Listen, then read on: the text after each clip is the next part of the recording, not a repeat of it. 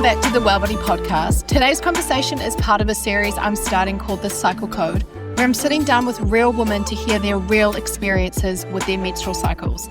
Because the truth is, every woman's story with her body is different. Some women have smooth cycles, some experience a lot of challenges, and for many of us, we were never taught how to understand our bodies in the first place. So today I'm sitting down with my friend Becca, who also happens to be my hairdresser and someone who used to train at the studio back in the day. So I've gotten to know her quite well. And we're going to talk about her experience living with endometriosis and what that journey has been like for her so far. Becca, thank you so much for being open and coming here today to share your story with us. But let's get started with you. Let's talk about you. Start from the beginning. Wow. Who are you? Who am I? Will you tell? I don't know. I guess, I'm Becca. I'm 34. I'm a mom of 2 boys, 6, Harley's 6 and Hudson is 3, almost 4. And I work as a hairdresser. She's my hairdresser. Yes. Love my job. I've been hairdressing for years. Like I started when I was 14 as like an after school job. And then, full time from 18. So it's been a long time. I've done a few other things in between, but always end up coming back to my clients in the studio. Beautiful. Yeah. That creative side of you. Yes, definitely.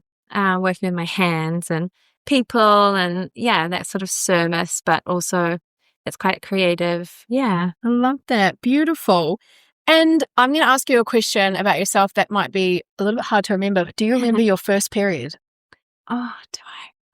How old were you? I remember my best friend's first period. Isn't it funny how we remember things about other people and about ourselves? Yes, totally. Actually, no, I can't remember my first period. Although I remember that kind of time in my life and being like questioning my body and then asking mum. Mum and I have always been really close. So I remember like a vivid time of being like, Mum, I think I have it. And I think she was like, well, you would know. You'll have blood and that's okay, all that sort of stuff. But I can't actually remember my first period, no. But do you remember what it was like for you as a teenager? What was it like for you when you got your period?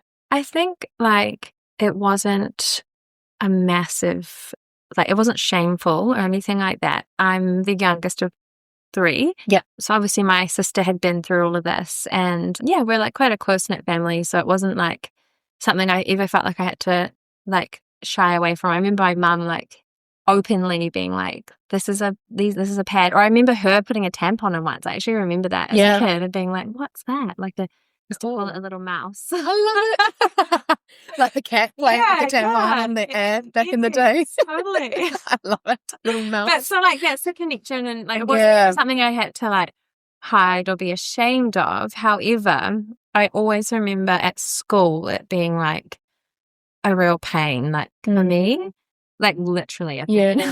So in a lot of pain. I remember being like with a hot water bottle and like having to have the first day or so off school of my period. Wow. Yeah, like hot water bottles, Panadol, like fetal position. Like that's kind of these memories coming up for me. Wow. Yeah. So you had quite a rough time even as a teenager. Yes. Do you reckon you missed quite a lot of school because of your period? Yes, 100%.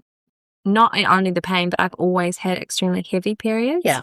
So just like a standard tampon would never cut the mustard. It's like I had to have a pad and all that. And so at school, it was just at the time I went to all girls school. So it wasn't like it was this foreign thing to everyone, but it was a bit of a nuisance, like that feeling of, am I leaking or? Just feeling a bit kind of unclean. Yeah, interesting. And did you have the support from the school if you said to your teachers, hey, look, I'm not feeling well, my period's really heavy, I can't do that? Were they supportive of you or were they like, get on with it, come on? No, God, no. Yeah.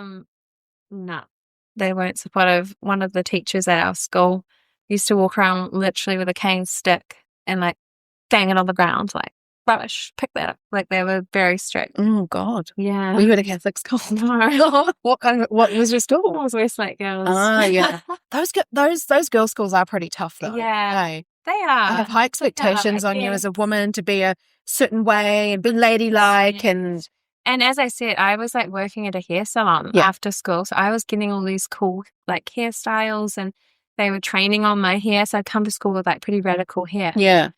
And yes, it was very quite a strict school. Yeah. And definitely I remember there being zero support around like woman and like your body and your menstruation and anything to do with like your hormones or anything like that. Yeah. And just expressing yourself as a woman too, right? Like as a teenager, you're going through so much and we're all just being made to fit in this one little box. Everyone should be the same. Everyone should act the same, look the same. Yeah. Everyone should have the same menstruation as that person. Yeah. What do you mean you got to have a period? Get your PE gear on and get going, Yes. you know? Oh my goodness. Absolutely. Yeah, I remember just even with sports and things, like it just not being ever something you would talk about. Yeah. You just have to shut up and get on with it. Yeah. Yeah. Yeah. It's pretty sad. It's really sad. It's sad when you talk about it. Yeah. Because it's like, wow, where was the support in my growth as a woman? And do you think that, did you ever have any body image issues that came from, you know, being in an all-girl school in your teenage years, or were you quite lucky with that? I was quite lucky with it, but I mean, I did watch someone very close to me go through an extreme body image journey. So I was very aware of all of that and how that impacts a person. I was quite lucky in that I didn't ever hate my body. I never remember hating my body, but yeah, I had stretch marks on the inside of my thighs and I always had quite big breasts and yeah, like just little things about that. I actually have like a funny one nipple was a little bit funny.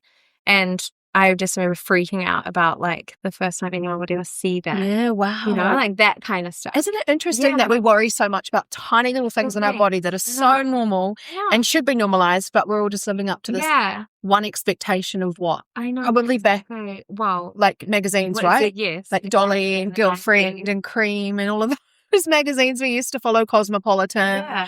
And we would look at those and think that was what we had to look like. And isn't that where we got all of our advice from? Absolutely. Or like our knowledge. Yeah. Yeah. Absolutely. Really, really sad. And also I think like, you know, my mum, as much as she was always there and supportive and an open ear, but like at the same time, I don't know if they just parents in general of like 90s kids just kind of either turned a blind eye or just weren't actually aware of maybe what we were really going through because they weren't you know, there was no way that my mum was educated around her body and all that. So yeah, no, I would think I was quite lucky in terms of my own feelings about my body. I kind of got by. I mean, of course there were times where I probably was a little bit down about it, but yeah. I think it's all part of the journey of being a woman and menstruation. But I would say if we had more support, it would probably be a lot more of a positive time for women to grow up through. And just normalize like body shapes and like, you know, all those kinds of things. Like it just would have made, I think, that kind of comparison a lot less. Yes. Yeah. Which is an issue I think a lot of women still suffer with today, having grown up in that magazine culture, but also now social media. And everything you see on social media. Like, yes, it can be a positive place, but it can also equally be just as dangerous and scary. It freaks me out for our kids, to be honest. It does, yeah. I kind of always think, hopefully by then, it's just not cool. Yeah. Or something. Absolutely. And so with your periods being heavily like painful when you were going through high school, what was it like when you started working and you joined the workforce? Oh my gosh, yes. Okay, so I just remember having crippling pain standing as a hairdresser. I used to have these like hot packs that would stick to my skin and like I couldn't go to work without a whole array of painkillers. Wow. Constan. Wow. Like ibuprofen. Ibuprofen, yes. Paracetamol. Sometimes I would even take tramadol. Wow. I know that sounds like gnarly, but that was the kind of level of pain. And then, you know, you had like male bosses. Yeah. Who I know would probably like to think they understood, but when you're calling them up like every month on day one, or even like for me, a few days leading up to. Yeah, okay. I used to track my period so that no other reason other than to make sure I started taking anti-inflammatories a few days before I would bleed. Because you knew you were going to be in so much pain. Yeah. Wow. I used to take a hot water bottle to work. Wow, just to get through those few days. Yes. That's insane. I'd be sweating, like doing people's hair, just like feeling that pain come on, and you're just trying to obviously talk as well with hairdressing. You're trying to put on a brave face for other people, yet you're Yeah. in devastating pain. Yes. Yeah. Yeah. That's so hard. Yeah. Yeah. And so did you seek help after a while, like going, is this how it's supposed to be? Is this just periods for me? Or did you go, when did you kind of go, I think I need to get some help with this? Yeah. So I think it was actually my partner, Ben, who after a year of being together was like, what the fuck? Like, why every month do you go through this? Like, surely this isn't normal. Like from him. He was like, whoa. Pretty intuitive man. Yeah, Lucky you. like, this doesn't seem right. Like, but I think because unintentionally my mum kind of normalized it. She used to say, oh, I remember my periods like that. And, and I guess you don't understand what someone else is kind of like, you forget. Like, I kind of forgotten what the pain was like. And then I think so in my mind as like a teenager, I was like, this is normal, I guess. And I suppose we didn't really talk about our periods among our friends. No. Like, you didn't really speak about it. So, yeah. And then it wasn't always every month for me. Right. Because usually I'd have one, and like one seriously bad one that I'd be home from school every fourth period or something. But then the rest were always quite heavy. Yeah. So you're still dealing with a lot. Yes. Yeah. Crazy. But yeah, so. Did you go to the doctor eventually? Yeah, I did. So I was about 24 years old, and I remember Ben saying to me, like, this, really need to go and seek help. Yeah. I went into the doctor, and at the time I had been on a contraceptive pill, which had never really worked for me. Like, I'd been back to the doctor multiple times. Right. Just from feeling nauseous, or like just intuitively feeling like this isn't right. Like, I'd either bleed the whole time or not really know. The whole time on the pill? Yeah. Oh, wow. And so I went back to the doctor, and it happened to be, I had a male doctor, and he was sick. So I happened to have like a fill-in female who was like in her 50s, and her daughter had endometriosis. Right. And I sat there with her, and I was like, hey, like, I need to figure out like another pill or something. And then she was like, okay, do you want to talk me through like your symptoms? And I've never been asked that before. Wow. Never. No.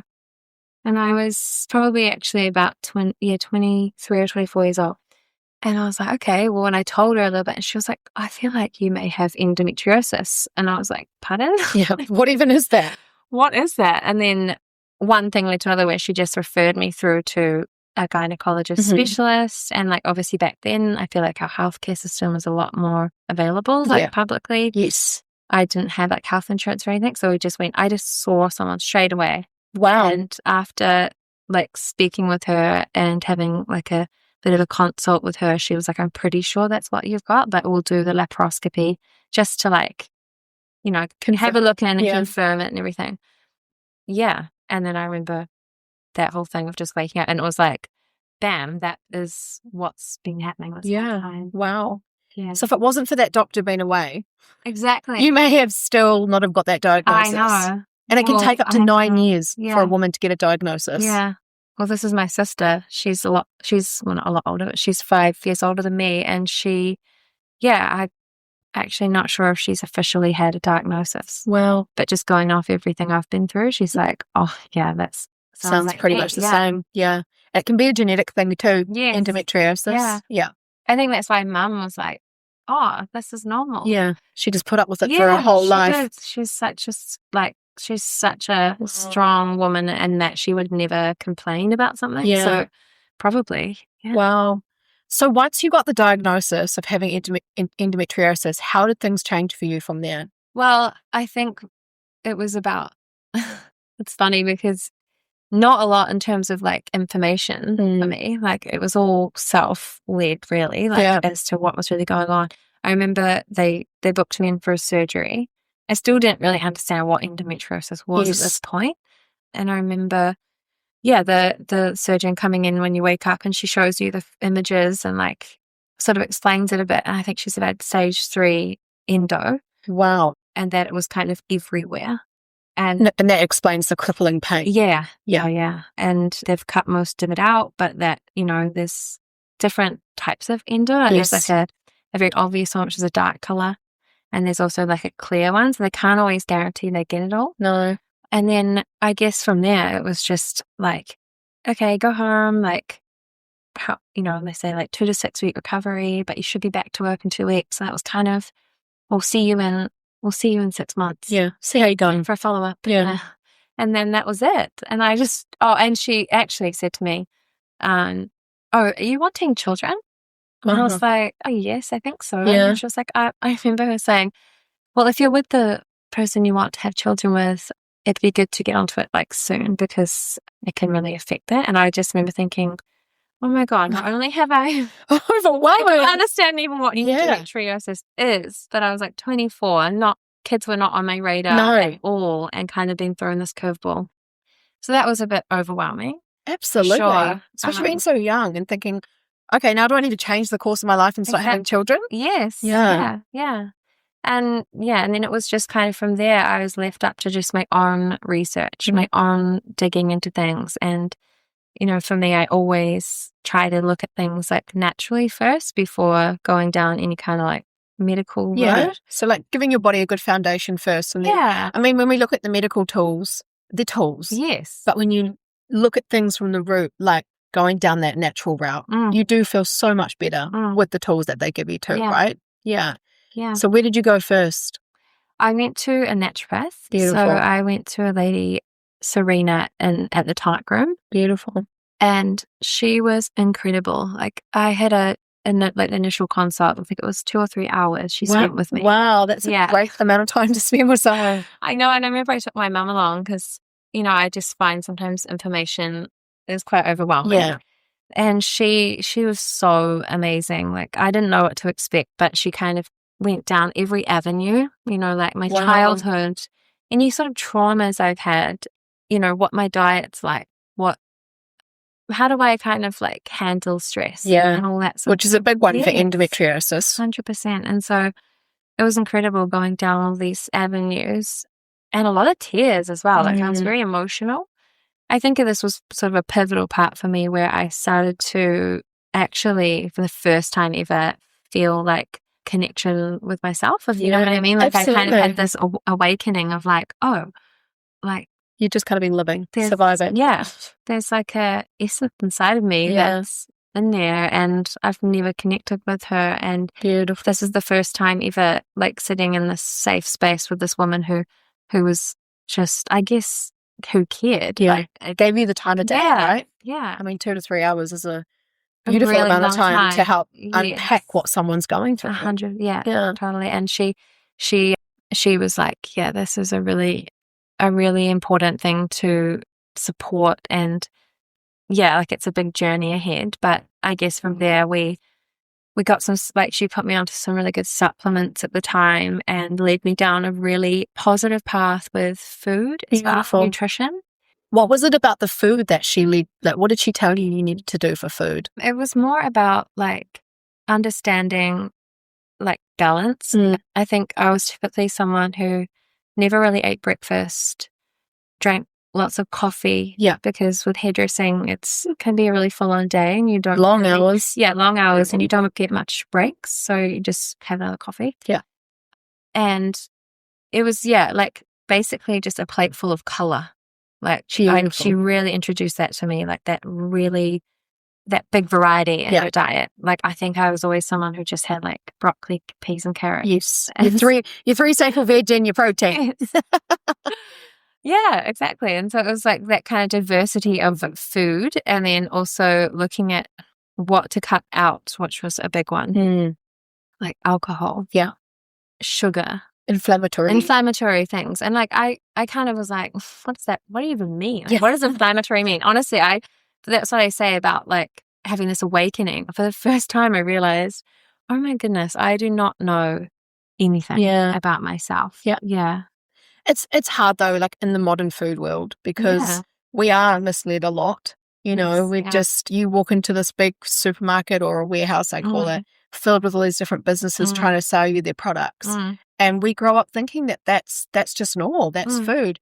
And what we know now is that food is a massive trigger of so many different things. And so the inflammation, if you were eating lots of sugar, running on caffeine and drinking alcohol, like within the industry that you're in, your body would have been so inflamed, and that Yes. probably would have triggered the endo, right? But knowing that now, you go, oh, wow, now I can actually work with my body, and I can, rather than against it. Yeah. So how do you find that balance today with the, the food that your naturopath recommended you eat, and also enjoying life as well? Because I mean, we don't want to be fully restrictive. How do you manage that with your endo? I feel like I always try to have in mind a sort of 80-20 balance. Yeah, beautiful. So instead of overwhelming myself of like thinking of the whole week, I just go day by day. So I always know that I feel best when I wake up and hydrate. Yes. And so whether that's a little bit of electrolytes in my water, and then I try to have eggs, or, it's busy in the mornings with the kids, so they love eggs as well. So I scramble up like 6 eggs. Beautiful. And we all just eat some eggs together. Nice. Although my son this morning said to me, why do we have to have eggs again? Bless them. Oh, I was like, because we were trying our best here. I know. I want to give you protein. I know, exactly. I always harp on about that. And so I do sort of try to do that. But I also really enjoy like those yummy things. Like last night we had a little bit of ice cream after dinner all together. And, I don't drink a lot, but sometimes for a special occasion you stay with Mum's 70th. So I had a margarita with her. Yeah, and, nice. You got to have those small, the 20%. Yeah, absolutely. But I think when I'm planning the meals for the week as a family of 4, we all eat together. I really do try to have a very colourful vegetable input. Yes. And we eat a lot of meat. So it's always sort of like your meat, your veggies, and then rice or potatoes or some small amount of carb. Yeah. Beautiful. Nice. Yeah. And so you're integrating that into your family life and not making it something that only you have to do and stress about. It's 100%. We're all eating together. This is how we eat as a family. This is why we eat this. Yeah. And this is when we can have a treat. Like we all love treats. Yes. Of course. Yeah. And I explain to the boys, like it's good to have, in your day, in their lunchbox, like they have a small treat and the rest is like healthy food. Totally. Sometimes they love it. Sometimes they come home like, my lunchbox sucks. Yeah. It's like, I'm doing this for you, for your health, for your future. Yeah, exactly. Yeah. And it's hard because nutrition is not something that a lot of people are educated on. So you're lucky that you went through, you're not lucky that you went through it, but you got to see the naturopath and learn young so that you can then integrate this into your family life. And not many people get that opportunity to learn about food and the importance of it and how it is medicine. It's a silver lining, right? It is. There's always something positive out of our negatives. Absolutely. And I think this was a big pivotal point for me in my life about that because I kind of been suffering in silence a little bit. And then when I remember going into the surgery and being like, I hope I do have something. Yeah. Because, when you kind of have almost like something that it is, it's like, okay, cool. Like that's what it is. I can repair now. I can deal with that. Mm-hmm. Whereas if they'd come out and been like, oh, I can't find anything, I'd be like, oh my goodness, what's wrong with me? What's happening? Yeah. So beautiful silver lining at the end of it. And when you started making those changes to your diet, did you notice a massive difference in how you felt? Huge difference. Yeah. So I had the endo surgery. I'd been over in Sri Lanka traveling for a few months, and I came home, and I think also I was over there. It was quite stressful. Yeah. I was like working a bit, and it was quite stressful. I was alone as well. So I'd come home, and my skin just broke out like acne all around my chin and like on my neck. Yeah. Like very low energy. And that was sort of when I ended up seeing a naturopath. And that really was the pivotal point. And as soon as I stuck to the plan so well. I was like so determined, mainly because of my skin, not so much my endo. Isn't it funny, us woman, isn't it? I'm not watching anything to look at. But I mean, your skin is a reflection of what's going on in your guts and your insides, right? Yeah. So it's you could put the connection between the two. It was kind of like my body's way of being like, okay, we're gonna seriously show you that we're hurting. Yeah. And I just remember that was the main like driver. And then obviously the inflammation and the like the de-bloating and the less pain was just an epic byproduct of eating well. So it was Beautiful. probably, I reckon, 5 weeks. I remember saying it was after 5 weeks I started to notice that my skin cleared up. I just looked well. Yeah. I think I went on to, actually, one thing they did do in the surgery was they put a marina in. Yep. Which is just like a whole nother thing. But my body just seems to expel them. Like, literally just. Did it fall out? Yes. Yeah, I've heard that is quite common. Twice now. Yeah, wow. Just Your body's out just the like, other day. hey, mate, get out. What is this foreign object? Yeah. So interesting. Yeah. And so I had the marina in, as well as obviously like the diet and eating well, and I didn't drink alcohol, and I was so driven to get my skin right. And then I decided to slowly feel better and look better. And I remember we had a Bali trip, and I was stoked because it was kind of my goal that, you know, come Bali, I want to be feeling good. Like, I don't want to go over there with like sores on my face and feeling.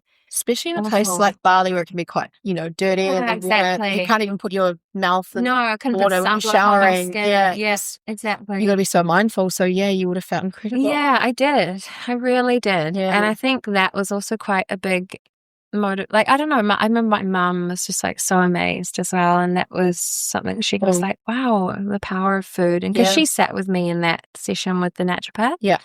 She probably would learn a lot herself too, you know. She did. Yes. So much. Yeah. So that was a really, really cool time. But then, yeah. How powerful is food? I know. It really is. And so you did have babies in the end. You got 2. How old were you when you had your first? I was 20. I turned 28 2 days before Holly was born. So, beautiful. Yeah. And was it easy for you to conceive, or did you find it quite difficult? Well, he was a beautiful surprise. So I kind of, after that conversation I'd had with the surgeon around like it being difficult, I definitely went through a phase, probably for a year, of stressing around it. And then it really kind of put this spanner between Ben and I where it was all I'd kind of talk about. Right. And luckily it didn't give him the ick. He's just so kind. He was like, bless him. Like, calm down. We're so young. You'll be fine. Yeah. It's always like, we'll cross that bridge when we come to it. Yeah. It'll be fine. We're good man. Yes.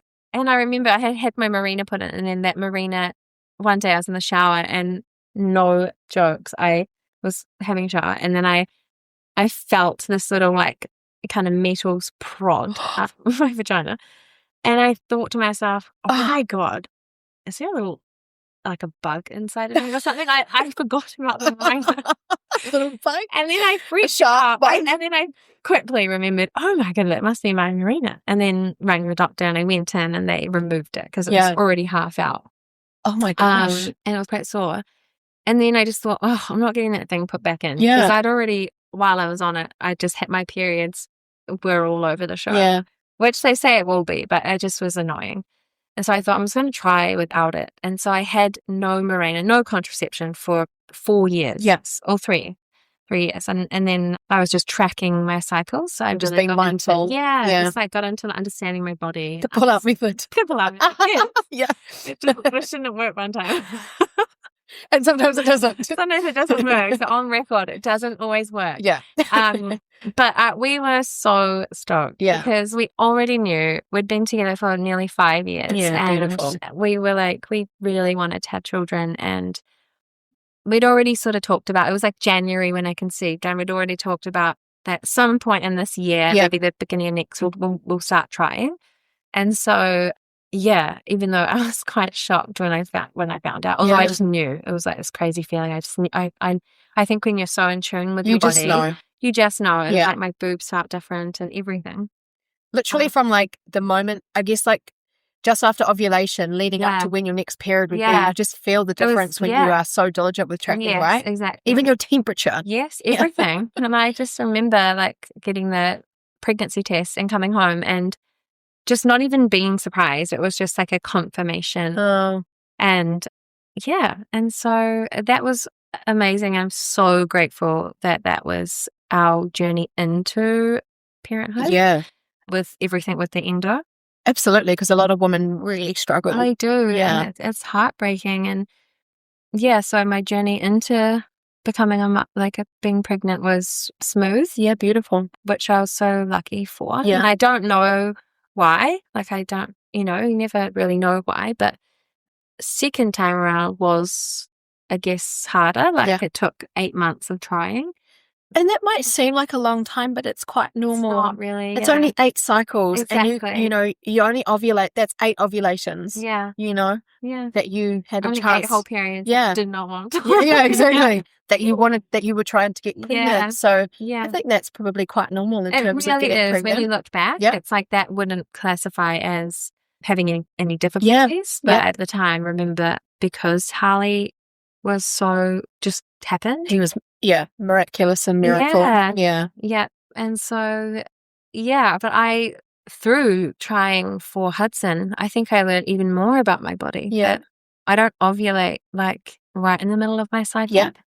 I ovulate late. And also, I've always wondered this, but I wonder if I only ovulate on one side. Yeah, okay. And that could be a possibility. Yeah. How many days is your menstrual cycle? It's around 28. Okay, so it's always been very regular. Quite textbook. Yeah. Quite textbook. Exactly. Especially for having, some like the issues I had. It's like very textbook, and that was a good thing for pain management And for tracking. sure. And absolutely. Yeah.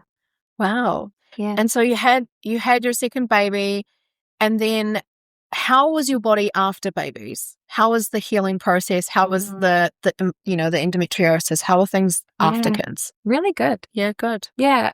I mean, I could always find something to complain about with my period, but whether it's that it's so heavy, but no pain, or there's like major mood swings, and like for a while there, like almost like depression symptoms leading up to my period. Yes. And that's where like Ben would always know. He'd be like, okay, I feel like you must be getting your period. Yes. Just what a beautiful intuitive man. I know.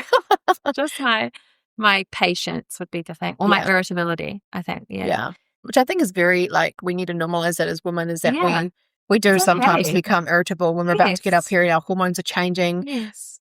Technically, if we don't get pregnant that cycle, well, why would we want anything to do with a man for those few days? Because they didn't do the job. Yeah. That's not what we obviously want. But if you think about biology, you're about to descend. You're about to let go of what wasn't fertilized. You got no patience for no one else but that. Exactly. And it's a huge release. And, if there is underlying stresses or other things going on, I feel like it like builds up, and all of those hormones just multiply, amplified. Totally. Those feelings. And that's where, just getting so in tune with your cycle and all the seasons, makes a lot of difference. Phases. Yeah. Makes a real. Because if you have a really stressful time in life throughout that cycle leading up to your bleed, it's probably going to be quite a heavy, painful period with a lot of emotions that come up. Yeah. Which is why when you're menstruating for those first couple of days, like descending and actually reflecting is such a beautiful idea, because it can help bring up anything that has gone on in that cycle. Yeah. And so with you being so in tune with your cycle and all your phases, have you found, like,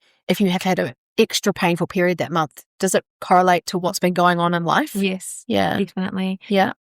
It works both ways, and that when I've nourished myself and done like some clearing work, whether that's like had a counseling session where I've had talk therapy, or been to like done some breath work, or whatever it is that's nourished myself. And also, as a big thing is like not drinking alcohol. And notice if I haven't drunk alcohol, or I've like eaten well, my bleed is so much better in terms of like pain and inflammation. Yeah. Beautiful. You found a great way to manage it as well. Like I always have, I'd always have really heavy clotty periods, and everything sort of just always flowed better after a month where I'd like nourished myself. But vice versa. If I had a month where I was stressed out or I had a lot on, or I wasn't taking care of myself, come my menstruation, I was always very bloated, a lot of pain.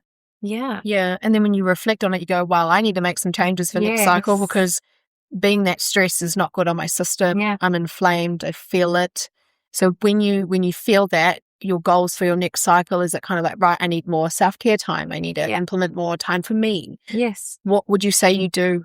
You know, I know breath work and food is one, but what are some other tools that you have for yourself when you notice that stress is high? Notice, I vocalize what I need. Beautiful. So Communication is key. yes, like my little fam, you know, I tell my boys, like, Mummy, like, I've noticed, like, I'm not responding to you how I want to be, and I need a little bit more, whatever it is. Yeah. Like, for me, I get overstimulated by their noise, so I need, like, quiet. Absolutely. Yeah. I feel you. Yeah. So that might be like, what do we do? They come home from kindy and school, and we immediately go outside, shoes off, outside, you know, get in tune with nature. Beautiful. And then, I just communicate with them. I just tell them. That's powerful. I have my period. They know what a period is. I have my period and I feel really, really sensitive. Mummy feels like sore. You know, I need more quiet inside voices. And that's so I feel beautiful. tearful. Like it's just my body. I feel tearful. So, you know. What a powerful environment to bring your boys up in, though, because they're going to grow up with this beautiful empathy for women themselves, just by you being vocal and communicating with your family about how you feel and what you're going through. I love that. Yeah. That's powerful. It is really, really powerful in their responses as well, because they love to, we always say, like, women are the nurturers, but, like, my boys love to nurture me. Like, they love to, you know, give a cuddle, like, or, you know, they just, like, they love to be, you know, caring. And when you say to them, like, I need this, like, I need quiet, I need some, like, slower pace, they are so responsive to that. Oh, that's beautiful. Yeah. Oh, you're raising such beautiful little boys. They're going to be so in tune with their own emotions too, because they're witnessing you do the same. Normalizing it. Like, normalizing that we bleed as well. Like, it's not something that I shy away from. I don't obviously, like, invite them into the bathroom to have a look. Let's go over what's going on here. But there's been a few times where I've just been going to the bathroom and the door was open, and my son's like, "What's that?" And I'm like, "Oh, that's my period." Rather than being, get out, go away, and the door slammed, which would have happened probably to our parents or grandparents. You know, that they were so shamed. Exactly. It was a shameful thing to have. And in some religions too, it's like, get away, you know, you're unclean. It's not, you know what I mean? Like, a lot of women feel that in their spaces. It's crazy how it's gone from this sacred thing that people used to worship to this thing that is so shameful. And now we're trying to undo it all and go back to what it used to be, the true meaning of being a cyclical woman. Yeah. How do you cope with a heavy workload, mum life, running your business, and your menstruation? Because that's a lot, right? To be honest, sometimes I don't. Like, sometimes I break down and I cry, and I, like, you know, I say to Ben, like, I can't do this. And like, I think how I pick myself back up is just kind of, like, coming back to that thing of, like, it's okay to not have it all together. Like, it's okay for there to be limits each month. Absolutely. So when I'm such a visual person, and whenever I always know where I'm at in my cycle, and I always visualize, like, almost like this beautiful chart, and there's, like, a sunny sun when I'm ovulating, and there's, like, a freezing cold, like, winter when I'm menstruating, you know, and then you've got your spring and your autumn. And I always visualize this in my head, and I think, where am I at, and what is actually my limits right now? And so how I manage myself is, if I realize, I'm bleeding, or I need to actually say no to social things. I need to voice that I don't feel my most, like, energetic self. I feel heavy, I feel sore. So that starts with my family, and then obviously, like, clients even as well. Sometimes I just let them know, like, you know, I'm very open. So good. My clients that come to me, as you know, we talk about it all. Absolutely. I think that's so important, is the communication, which is a lot of women are scared to do. And I think a lot of people, and I mean, it's a blessing you work for yourself in a way, because a lot of people that work in the workplace, if they voice, they're on their period, it's like, oh, don't talk to her. She's on her period. She's hormonal. She's bitchy. She's opinionated. Or they're too scared because they're scared that they're never going to get a promotion, or they're scared that they're going to get judged lose as a their job. Yeah, absolutely. Not capable. Yeah. Yeah, I'm so grateful that I work for myself. I set the rules in terms of how I show up. And I think also, like, it's one of those things where I just have to manage myself so that I am, like, meeting my own standards of how I want to be as a mother, as a partner. But yeah, like I said, I'm not perfect, and I definitely, the rails come off in areas. Yeah. So whether that's like my house is super messy, or like I haven't seen my friends in a while, or I've like totally like just we have basic meals. Yeah, that happens. Like they may be still healthy, but just I can't think about like when we can't have all your things, you want to be good at them all. Yeah.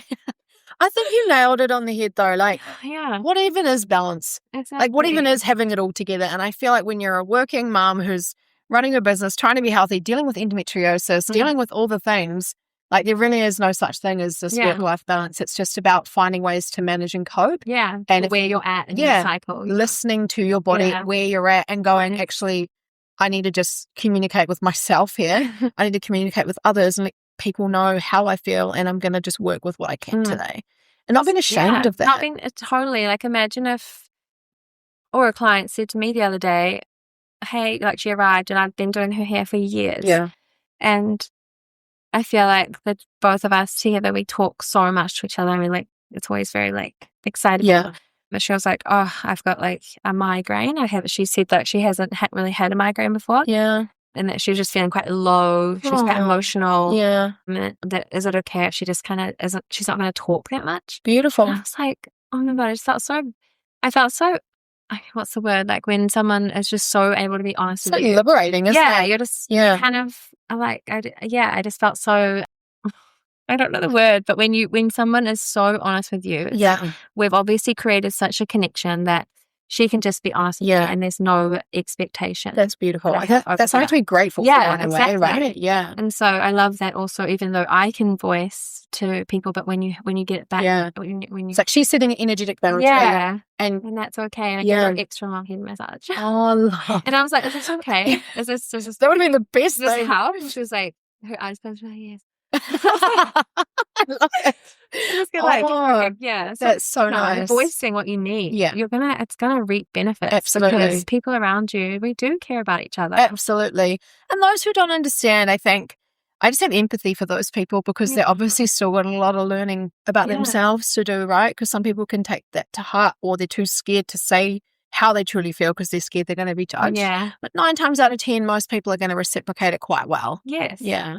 And you can only like try. Yeah, absolutely. Start somewhere. Yeah. And I think it's been a journey for me with speaking up about how I feel in my body because like, for so many years, I think that was sort of like shut down when you as a child. Like you don't want to rock the boat anymore. Yeah. Like, sometimes if there's dysfunction in a family or that, and like being the youngest, I didn't want to kind of speak up or be too this or that. And so sometimes you learn that like actually your voice is not like not important, but like it's not valid. Yeah, I get you. And then when you have things like painful periods or you're feeling a bit flat, it's like, oh, dig that back down. Yeah, absolutely. And then you just feel worse. Yeah. Yeah. So it's a practice. It is. Speaking up for what you need. Yeah, but it's so important. Powerful way to live when you're dealing with what you're dealing with. So not only have you got endometriosis, but recently you've also received another diagnosis. Do you want to talk to us about that? Yeah. So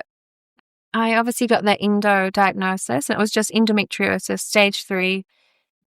Yeah, carry on with life as per. Yeah. So you do. And I was very lucky to have my babies. And then postpartum, my periods they came back around that 4-month mark, which I always felt a bit like, there was a bit of unfair. Ripped off. Why have you come back so soon? Yes. Because, I was still breastfeeding, and we get told, like, oh, your period doesn't come back when you're breastfeeding. Yeah. Which is not true. Like, it can. It can. And you can still get pregnant. And you can still get pregnant, yeah.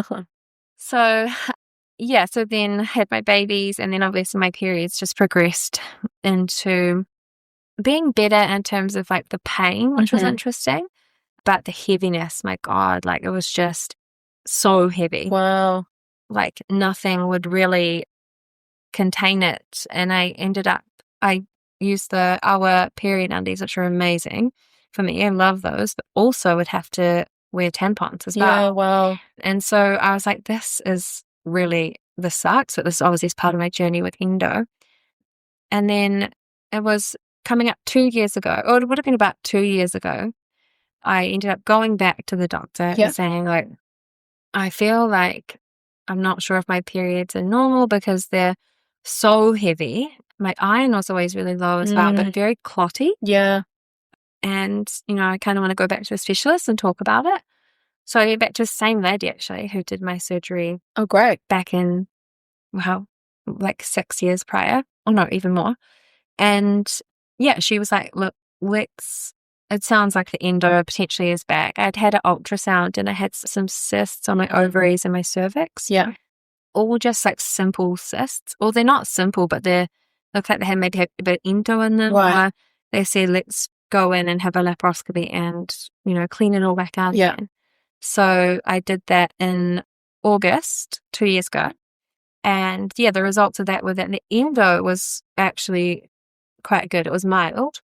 Thank God. Yeah. But it's in my uterus is adenomyosis, which explains the clotting and the heaviness of the period. So it's like scarring, or the endo goes into the lining of the uterus, which does also cause a lot of pain.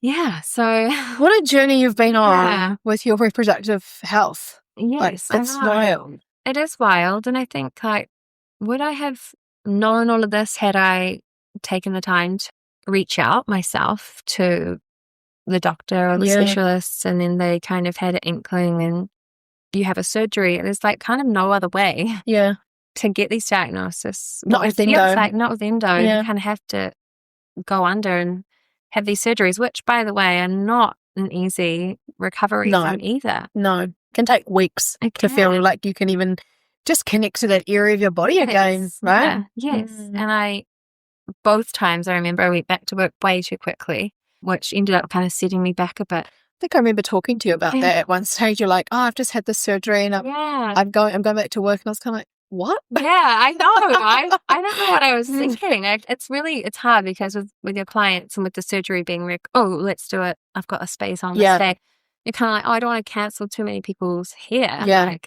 And then you got to rebook them. You're thinking about everyone else other than yourself. No, but then it is hard. And it is. So I took just 2 weeks off, but really at that 2 week mark, I was, especially my second time around, I was still in so much pain. Yeah. You didn't get ACC for that. No. But if you were a rugby player and you hurt your knee, you'd probably get paid for 8 weeks off work. I know you would. Bullshit. Like I did actually like have a minor tear in my MCL. Yes. Yeah. Last January. And ACC was more than happy to pay me what I needed to have off. So but with endometriosis, oh no, sorry. No. We can't help you there. No. Good luck to you. Yeah, good luck. So I had to go to work and it was just horrendous. And I remember those clients at the time just feeling so bad sitting in my chair, like. But you're paying a mortgage too, right? Oh, and I was like, keeping a business afloat, paying a mortgage, like the last thing you could really do is take time off work. No, exactly. Wow.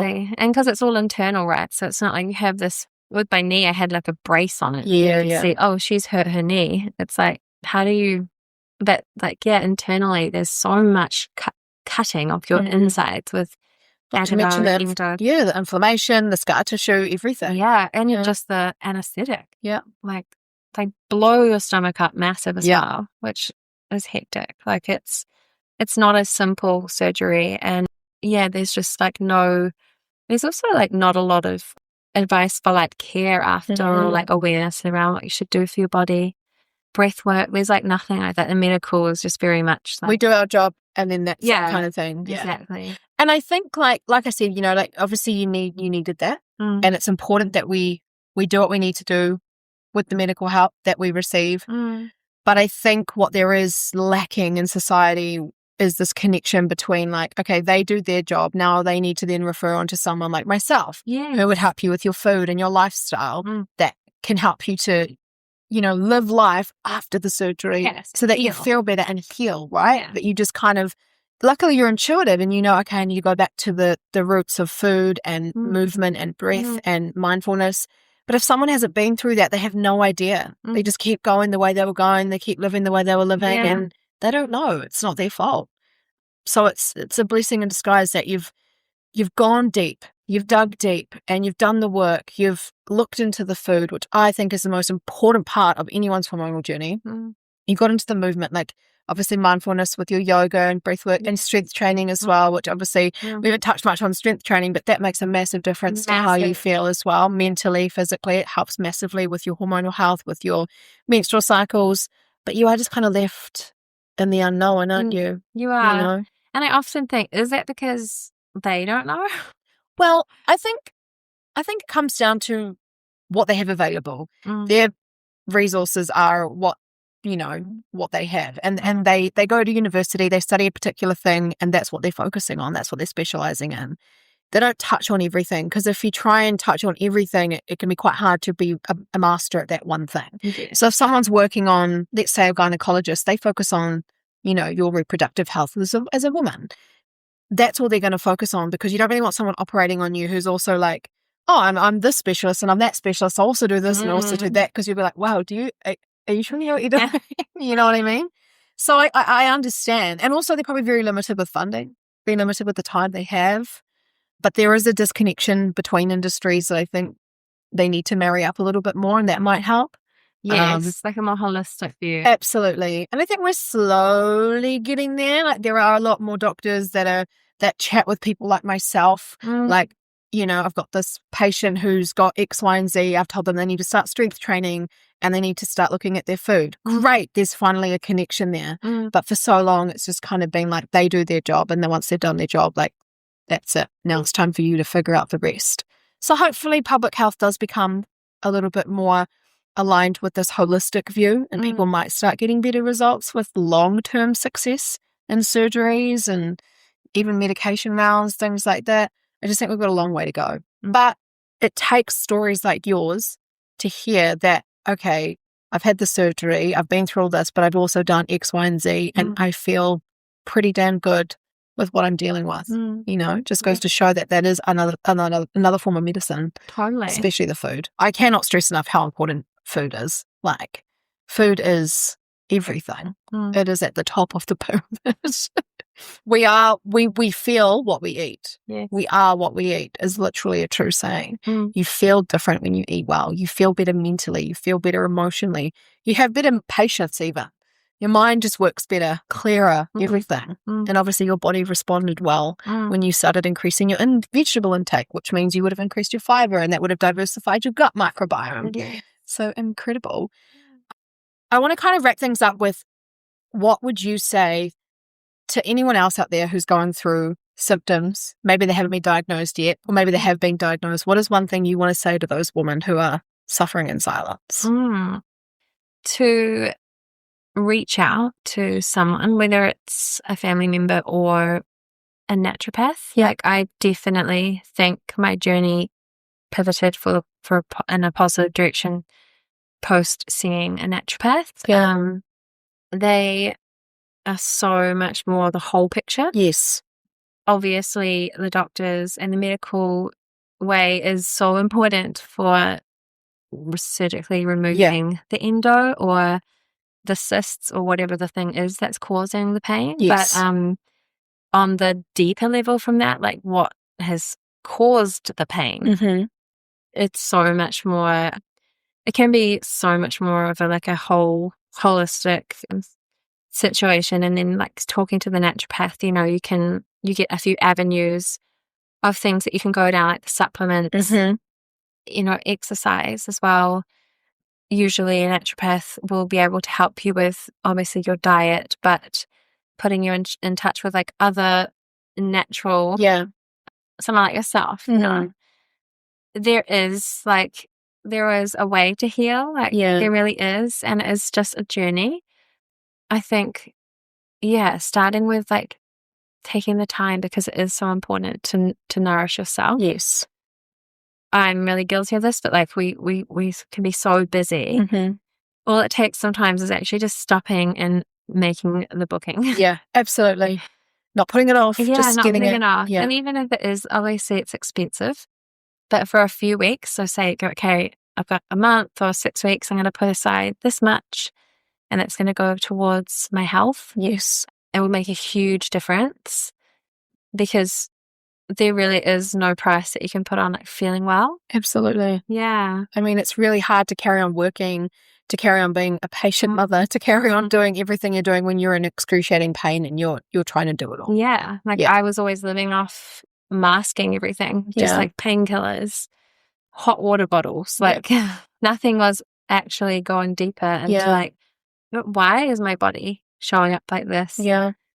And also just looking into your cycle, like if you haven't already, like that was a major pivotal point for me. And like looking into how does my body actually work, and like what is actually happening at each phase as a woman, and figuring out, okay, where am I at? So tracking yourself, figuring that out, and then supporting yourself in each area. Yeah. Absolutely. Oh, such a beautiful message for a woman to receive. And just knowing that you can go through so much, but you can come out the other side feeling so much better, having the tools in place to help you manage it. Yeah. And even when you come out the other side, there is always going to be ups and downs, but it's like every time that you gather the tools and you go through that hard time, you're just stronger for the next. You are. The next Absolutely. step, you know? And you go back to the toolbox and go, okay, what can I take from the box to help me this next time? Yeah. Yeah. And sometimes it's, okay, you know all the things. You know you know what to do, exercise, eat, but it's just picking a couple. Yeah. And just starting there. Yeah, beautiful. Yeah. Oh, thank you so much, Becca. What a beautiful story and beautiful message. Thank you so much for sharing with us. It's been such an honor to have you here. And I'm just, I'm so proud of you. Proud of the woman you are and how you are as a mum. You're just such a beautiful, calm presence. And thank you. That's so sweet. You're welcome. Beautiful. Thanks for listening to the Well Body podcast. If you enjoyed this episode, please leave me a review or share it with someone who needs to hear it. You can find more support, resources, and information on my website at www.beyondthebody.co. Until next time, I look forward to having you in the next episode.